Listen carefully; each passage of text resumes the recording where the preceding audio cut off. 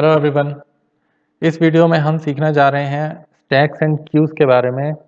They are the two different data structures available in most of the languages, चाहे C plus plus, जावा, कोई भी language हो, Python हो, सब में आप स्टैक और क्यू डेटा स्ट्रक्चर को इम्प्लीमेंट कर सकते हैं। एक्चुअल में स्टैक और क्यू जो है हर लैंग्वेज में अलग तरीके से इम्प्लीमेंट होता है, मगर उसका प्रिंसिपल, उसका सिद्धांत सेम रहता है। सी और सी प्लस प्लस में हम इसको इम्प्लीमेंट करते हैं लिंक लिस्ट यानी पॉइंटर से, एरे से, मगर पाइथन में हम इसको इम्प्लीमेंट करते हैं लिस्ट डेटा टाइप से। आपने लिस्ट डेटा टाइप के बहुत सारे वीडियोस मेरे चैनल पे भी देखे होंगे और आपने ई बुक्स में भी देखा होगा। List data type can be used as a stack and queues. They are nothing but a mechanism in which the data is stored and how the data will be retrieved has to be implemented. Stack और Q एक दूसरे के just opposite data structure हैं। तो पहले समझ लेते हैं कि एक स्टैक डेटा स्ट्रक्चर क्या होता है। तो स्टैक डेटा स्ट्रक्चर किस तरीके से और किस प्रिंसिपल पे काम करता है, उसके लिए मैं पहले आपको ये दिखाना चाहता हूँ कि आप इस फोटोग्राफ को देखिए। इस फोटोग्राफ में एक जगह स्टैक और एक जगह क्यू है। स्टैक का मतलब होता है एक के ऊपर एक के ऊपर एक एलिमेंट्स को रखना।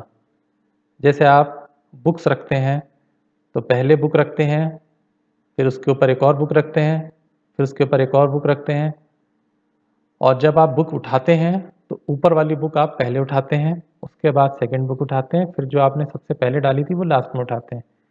यानी कि स्टैक में जहाँ से बुक्स रखते हैं वहीं से हम बुक्स उठाते हैं।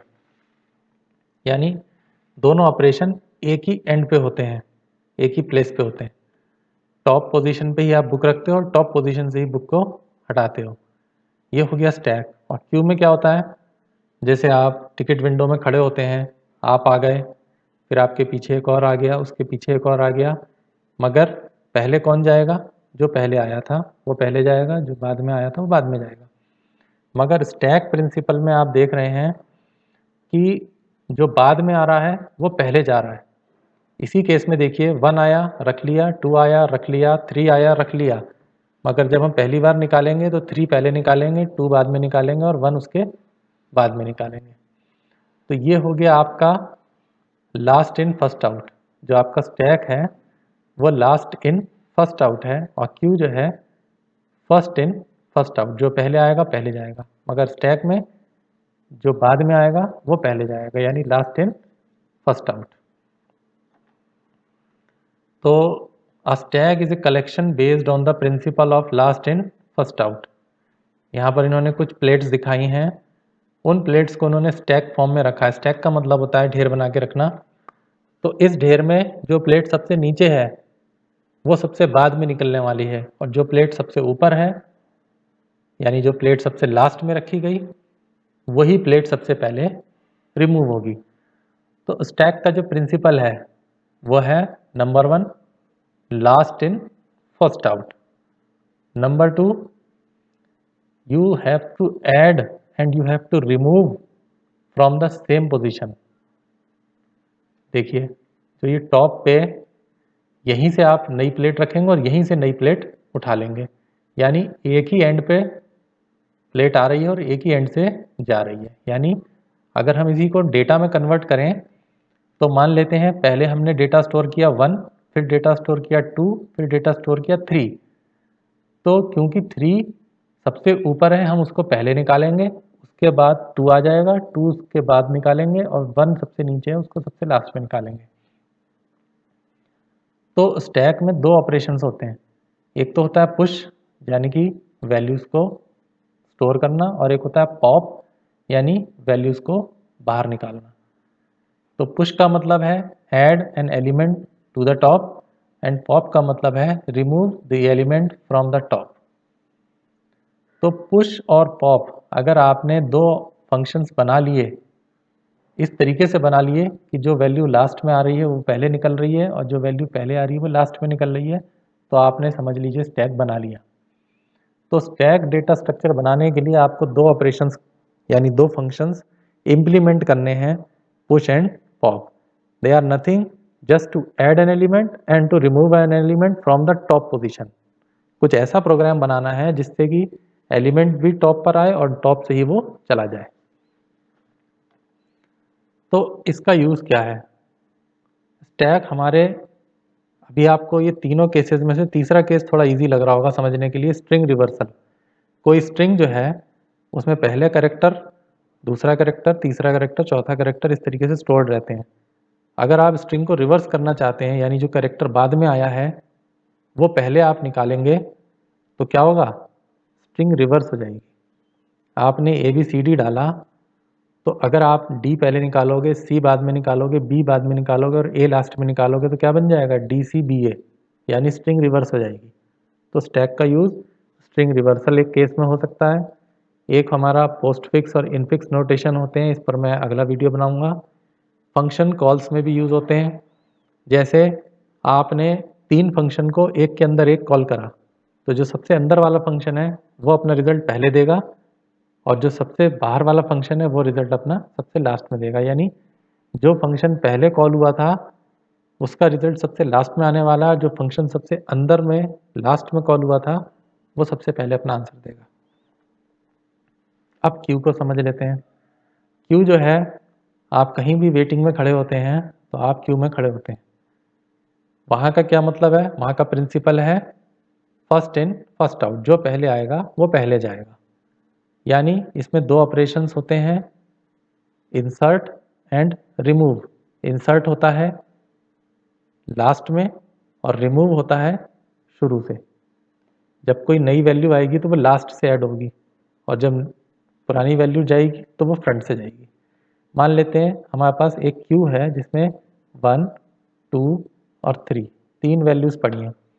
पहले हमने 1 को ऐड किया, नई वैल्यू आई, पीछे से ऐड करी 2, नई वैल्यू आई 3, उसको पीछे से ऐड किया। यानी ऐड हो रहा है रियर साइड से और रिमूव हो रहा है फ्रंट साइड से। तो ये आपका क्यू और स्टैक दो डेटा टाइप हैं। इनको इम्प्लीमेंट करने के लिए आपको पाइथन में प्रोग्राम लिखना होगा। तो आपको स्टैक जो है मैं पहले इम्प्लीमेंट करके दिखाता हूँ। ये मैंने पहले से बना के रखा हुआ है, वो इसलिए ताकि प्रोग्राम लिखने में वीडियो लेंदी ना बन जाए, क्योंकि पूरा प्रोग्राम लिखने पर वीडियो बड़ा हो जाता है और उसमें ज़्यादा टाइम ख़राब हो जाता है। तो इस वीडियो में आप देखिए, इस प्रोग्राम में आप देखिए कि मैंने वो ऑपरेशंस करके दिखाए हैं।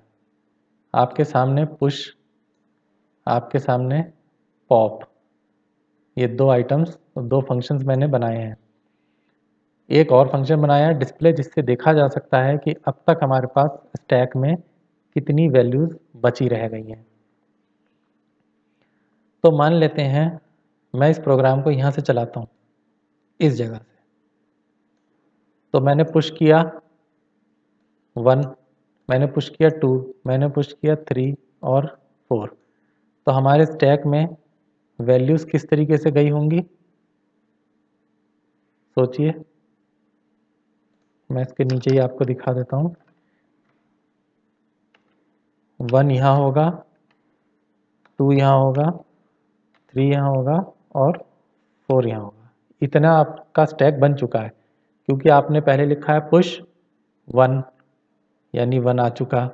पुश 2, 2 जो है उसके ऊपर आएगा। पुश 3 वो उसके ऊपर और 4 उसके ऊपर। अब उसके नीचे कमांड मैंने लिखी है पॉप। पॉप का मतलब है जो चीज़ बाद में आई है वो पहले निकलेगी, last in first out. Stack में क्या होता है? लास्ट इन फर्स्ट आउट, यानी ये 4 पहले आउट होगा। ठीक है, तो पहला आंसर आएगा यहाँ पर, इस जगह पर आंसर आएगा 4। फिर है डिस्प्ले स्टैक। डिस्प्ले स्टैक का मतलब अब जो बचा है वो प्रिंट कर दो। वो बचा क्या है? 3, 2, 1। तो आंसर आएगा 3, 2 और 1। तो उससे पहले पॉप होगा 4। तो इस प्रोग्राम को अब आप एक बार देख लेते हैं, इसको रन करके।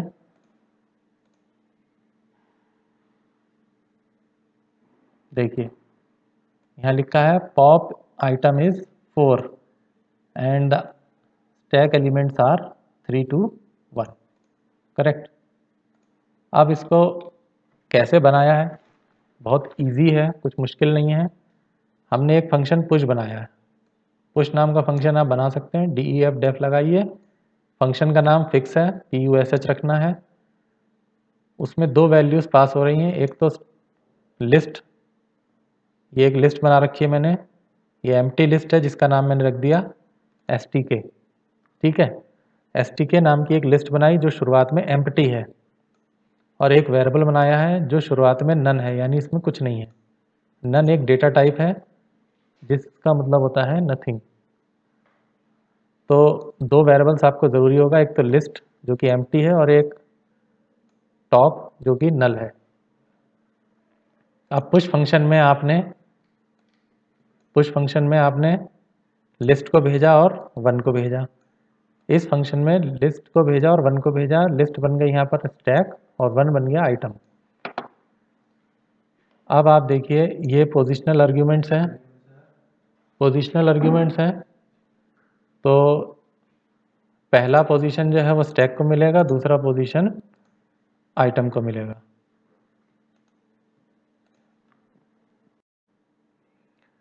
तो स्टैक बनाने के लिए हमको पुश और पॉप दो ऑपरेशन करने हैं। यहाँ पर मैंने लिस्ट का यूज़ करा है, लिस्ट का नाम मैंने रखा है STK। तो थोड़ा अनयूजुअल सा लग रहा है, मैं इसका नाम L ही रख देता हूँ ताकि क्लियर आपको समझ में आए। तो मैंने एक लिस्ट बनाई L is equal to empty, ये लिस्ट खाली है, टॉप नाम का वेरिएबल शुरुआत में नन है क्योंकि टॉप की वैल्यू अभी आपने स्टार्ट नहीं करी है। मैंने पुश फंक्शन को कॉल किया है, उसमें लिस्ट को भेजा है और 1 को भेजा है। लिस्ट बन गया यहाँ के L, 1 बन गया आइटम। तो 1 को मैंने ऐड कर दिया लिस्ट में, लिस्ट डॉट अपेंड, यानी L डॉट अपेंड लगाया, आइटम ऐड हो गया। जब लिस्ट डॉट अपेंड करते हैं तो आइटम हमेशा लास्ट में ऐड होता है। अब टॉप कौन हो जाएगा? टॉप हो जाएगा जितनी भी हमारे लिस्ट में आइटम्स की लिस्ट है उसकी लेंथ -1। तो अगर मान लेते हैं लिस्ट में हमारे 4 आइटम हैं तो लेंथ ऑफ लिस्ट हो गया 4, 4 में से एक गया 3, तो टॉप बन गया 3, क्योंकि लिस्ट में पहला एलिमेंट होता है 0 पे, तो 0 हो गया 1 और 3 हो गया टॉप, अगर 4 एलिमेंट्स हैं तो। अब हमने list dot append function call करके आइटम ऐड कर दिया।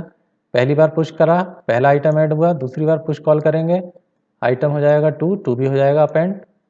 तीसरी बार पुश करेंगे, आइटम हो जाएगा 3, वो भी अपेंड हो जाएगा, और 4 भी अपेंड हो जाएगा, 5 भी अपेंड हो जाएगा। अब पॉप कैसे काम करेगा? पॉप के लिए सिर्फ एक पैरामीटर चाहिए, यानी किस में से पॉप करना है, लिस्ट में से, वो लिस्ट चाहिए। तो हमने L को पास करा पॉप में, L को पास किया। अगर लिस्ट की लेंथ 0 है, इसका मतलब उसमें कोई आइटम ही नहीं है, तो आप स्टैक में से कोई भी चीज़ पॉप नहीं कर सकते। Pop means deleting the item from the top of the list या stack. Push means adding an item to the top of the list और स्टैक। तो अगर आप कोई आइटम लिस्ट में है ही नहीं तो आप उसको डिलीट कैसे कर सकते हैं? तो इसका मतलब स्टैक एम्प्टी का मैसेज देना पड़ेगा अगर लेंथ 0 है। अदरवाइज आपको उस आइटम को पिक करना है जो आइटम डिलीट करने जा रहे हैं। तो पॉप नाम का फंक्शन लिस्ट में पहले से होता है। अगर आप लिस्ट का मैनुअल पढ़ेंगे तो उसमें pop, push, remove, pop, append, remove, insert, इस तरीके के उसमें मेथड्स होते हैं। तो पॉप किस काम आता है? पॉप काम आता है लास्ट वैल्यू को निकालने में, और हमको निकालनी भी क्या है, क्योंकि स्टैक में हमको लास्ट वैल्यू निकालनी होती है। तो पॉप यूज़ करा, वो आ गया हमारे पास आइटम में। मगर हो सकता है जो अभी आइटम हमने रिमूव करा वो लास्ट आइटम हो, तो जब लास्ट आइटम भी रिमूव हो जाएगा तो लेंथ हो जाएगी लिस्ट की 0 और टॉप हो जाएगा नन। और अगर वो लास्ट आइटम नहीं था तो टॉप बन जाएगा लेंथ ऑफ लिस्ट -1, और वो आइटम जो हमने निकाला था वो हम प्रिंट कर देंगे। ठीक है। अब ये लाइन जो है यहाँ होनी चाहिए, क्योंकि चाहे आइटम कोई भी हो, लास्ट आइटम हो तब भी प्रिंट हो जाए, और अगर वो बीच का कोई मतलब टॉप का आइटम था तो भी डिस्प्ले हो जाए।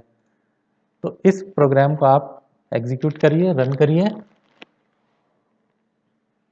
और डिस्प्ले फंक्शन क्या काम करता है? डिस्प्ले फंक्शन क्या करता है? कुछ नहीं करता है, आपके लिस्ट में जितने आइटम्स हैं उनको सिर्फ प्रिंट करता है मगर डिलीट नहीं करता। अब मान लेते हैं लिस्ट में 5 बार पुश किया और 1 बार पॉप किया तो लिस्ट में बचे कितने? 4। हमारे स्टैक में सिर्फ 4 बचे हैं। उन चारों को टॉप से लेके बॉटम तक प्रिंट करना, टॉप से लेके बॉटम तक प्रिंट करना। तो टॉप से लेके -1 यानी 0 तक का लूप चलाया, -1 करते जा रहे हैं और टॉप हमने कैलकुलेट कर दिया, लेंथ ऑफ लिस्ट -1। टॉप हमने कैलकुलेट कर दिया, वहाँ से लेके रिवर्स लूप चलाया -1 यानी 0 पोजीशन तक के लिए और एक एक करके हम माइनस कर रहे हैं। ये लूप चलेगा टॉप से लेके 0 तक का। क्यों? -1 का मतलब वो वाली को काउंट नहीं करेगा, रेंज में ऐसी होता है। और अगर लिस्ट में कोई आइटम ही नहीं है तो लिस्ट में मैसेज आएगा स्टैक इज़ एम्प्टी। तो ये एक आपका कंप्लीट प्रोग्राम है पुश और पॉप, पुश का और पॉप का और डिस्प्ले का, जिसको हम कहते हैं स्टैक। यहाँ एल्स की स्पेलिंग भी गलत हो गई है क्योंकि हमने सर्च करके हमने उसको वो करा था ना रिप्लेस, उस वजह से ये सारे एल्स बिगड़ गए।